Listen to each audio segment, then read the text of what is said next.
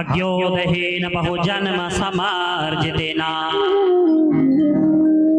सत्संगमम चलपते पुरुषो यदावे अज्ञान हेतु कृतमोहमदान्धकारं न संविदाहि तदोदयते विवेका। ध्यान देना मेरी माताओं, ध्यान देना मेरे भाई लोगों। भाग्योदहीन बहुजन्म समर्जितेन, जब कई जन्मों के भाग्य उदय होते हैं तब मनुष्य के जीवन में भगवत की कथा आती है।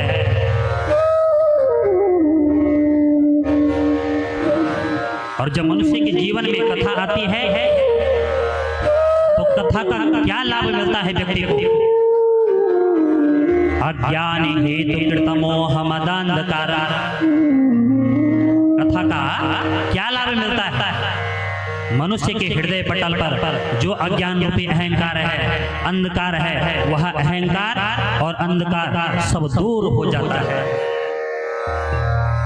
और जब हृदय से अहंकार और अंधकार दूर हो गया, ना संविदाहि तदोदयते विवेका,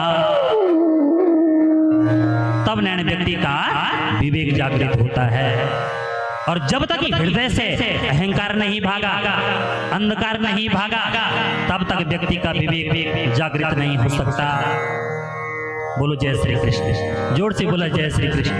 देखा भैया कथा मुझे सोचते नहीं फेल होने, ध्यान से कथा को सुनना है।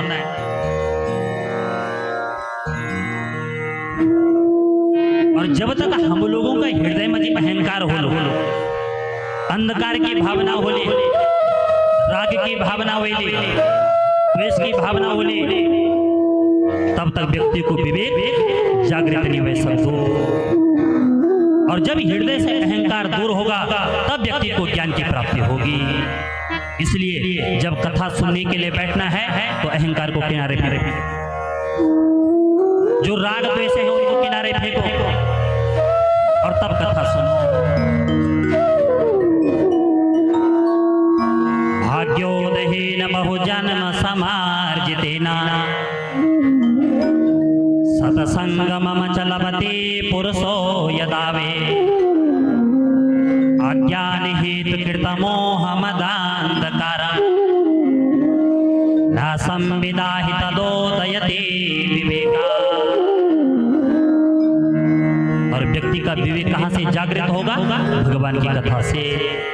बिनु सत्संग विवेक न हो, बिना सत्संग के विवेक जागृत नहीं हो सकता। और जब हम भगवान का सत्संग करेंगे, उस माँ भगवती का सत्संग करेंगे, उस भगवान नागराजा का सत्संग करेंगे, जब कृष्ण की कथा को सुनेंगे तब हम लोगों का विवेक जागृत होगा।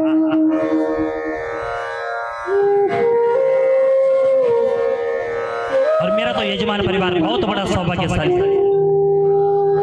तीसरी बार सु अवसर मेरे यजमान परिवार को भगवत कथा कराने का मिल रहा है। एक बार केवसारी गांव में कराए थे, दूसरी बार नई टेरी में और तीसरी बार नथुआ। एक बार ताली बजाओ मेरे यजमान परिवार का। कितना बड़ा सौभाग्य है। और मेरे तो यजमान परिवार की कृपा तो मेरे ऊपर भी रही है। विश्वास करना मेरी माता, विश्वास करना मेरे भाई लोग। जब मेरे जीवन काल की तीसरी कथा थी तो मैंने कथा चंबा में की। और ये श्रेय जाता है हमारे श्रीमान श्री देवेंद्र प्रसाद बेलवाल जी को। उनकी कृपा प्रसाद से मैंने चंबा में कथा की और उसके बाद निरंतर आज ये हमारी 30वीं कथा है। 30वीं कथा है। 29 कथाएं पूरी हो चुकी हैं, 30वीं कथा आज यहाँ से प्रारंभ हो चुकी है। भाग्योदहीन बहुजन्म समार्जितेन सत्संगमम चलपते पुरुषो यदावे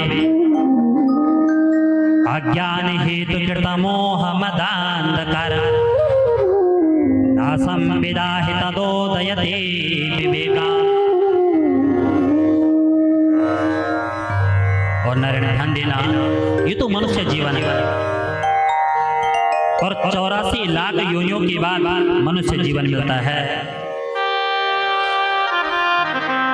मेरे मित्रों ध्यान देना, जीवन में आपको सब कुछ मिल जाएगा। संसार जगत के हर वस्तु आपको मिल जाएगी, गाड़ी, घोड़ा, जमीन, जायदाद, पत्नी, पुत्र, मित्र, संसार जगत की हर वस्तु आपको मिल जाएगी। परंतु मेरी कथा प्रेमियों, यह शरीर मिलना बहुत दुर्लभ है।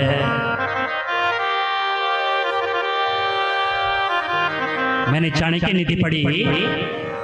चाणक्य नीति में चाणक्य जी बहुत सुंदर बात बोलते हैं। क्या कहा? पुनर्वित्तम पुनर्मित्रम पुनर्भार्या पुनर्मही एतत् सर्वा पुनर्लभ्यम न शरीरम न पुनः।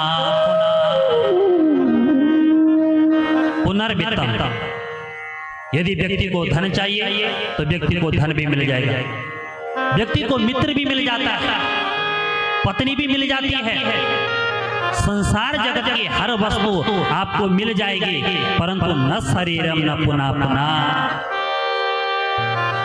ये मनुष्य शरीर मिलना बहुत दुर्लभ है। और 84 लाख योनियों के बाद मनुष्य जीवन मिलता है। और मेरी माताओं, मेरे भाई लोगों, ध्यान देना, यह जो मनुष्य जीवन है एक घड़ी के समान है। और घड़ा कब फूट जाए कुछ पता नहीं। यह मनुष्य जीवन पानी के बुलबुले के समान है। बोलो जय श्री कृष्ण, जोर से बोलो जय श्री कृष्ण। आप लोग धारा में जब पानी भरने का वास्ता जान रहे हैं, तो जब धारे से पानी जमीन में पड़ता है तो पानी के बुलबुले क्या हैं? उड़ते हैं। और पानी के बुलबुले कब फूट गए कुछ पता नहीं। ठीक उसी प्रकार यह मनुष्य जीवन एक घड़े के समान मनुष्य जीवन है, पानी के बुलबुले के समान मनुष्य जीवन। दुर्लभम मानुषम जन्मा देहिनां क्षणभंगुरा तत्रापि दुर्लभम मन्ये वैकुंठा प्रिय दर्शना। दुर्लभम मानुषम जन्म देहिनां क्षणभंगुरा। शब्दों पे ध्यान दें। भागवत जी की कितनी सुंदर शब्द शैली है, स्वयं अर्थ अपने आप निकल रहा है। ध्यान दीजिए। दुर्लभम मानुषम जन्मा देहिनां क्षणभंगुरा तत्रापि दुर्लभम मन्ये वैकुंठा प्रिय दर्शना। दुर्लभम मानुषम जन्म, बहुत दुर्लभ है मनुष्य जीवन में। देहिनां क्षणभंगुरा, क्षणभंगुर की कलिका है मनुष्य जीवन। तत्रापि दुर्लभम मन्ये वैकुंठा प्रिय दर्शनः। इसलिए मेरी माताओं, मेरे भाई लोगों, इस मनुष्य जीवन में सत्कर्म करना, अच्छे कर्म करना, पुण्य कर्म करना,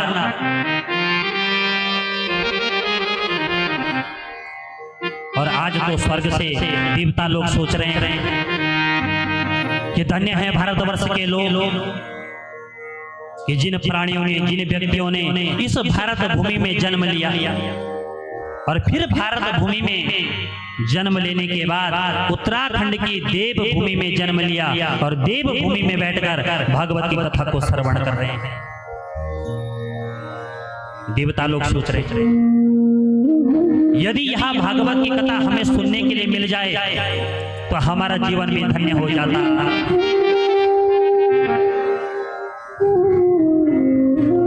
परंतु देवताओं को यह कथा दुर्लभ है। आज देवता लोग भारतवर्ष की महिमा का बखान कर रहे हैं। गायन्ति देवाखिल गीतकारी धन्यास्ते भारत भूमि भागे। धन्य है ये भारतवर्ष भारतवर्ष की भूमि, जिन प्राणियों ने जिस जीव ने इस भारत भूमि में जन्म लिया और फिर भारत भूमि के साथ साथ में उत्तराखंड की देवभूमि में जन्म लिया और देवभूमि में बैठकर हम लोग कथा श्रवण कर रहे हैं। हमारा बहुत बड़ा सौभाग्य है। और दूर दूर से हमारे भाई लोग, हमारी माताएं कथा श्रवण करने के लिए आ रहे हैं। हमारा रतोड़ी जी नई टीवी बन गया है, एक बार जोरदार ताली बजाओ रतोड़ी जी के लिए। इतना बड़ा सौभाग्य है।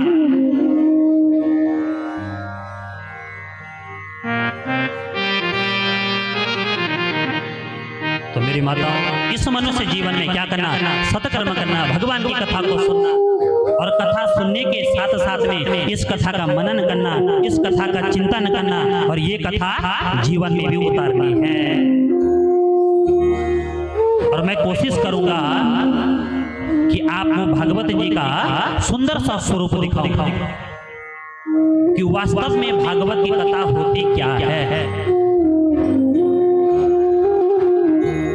परंतु मेरी भी एक शर्त है, आपको शांति का दान देना पड़ेगा। मुझे आपका कुछ नहीं चाहिए, न तुम्हारा पैसा चाहिए, न तुम्हारा फल चाहिए, न तुम्हारी माला चाहिए, मुझे केवल शांति का दान। और जब आप मुझे शांति का दान दोगे तब मेरा उत्साह वर्धन होगा और मैं कोशिश करूंगा भगवत की जो मूल ग्रंथियां हैं मैं उनको खोलूं।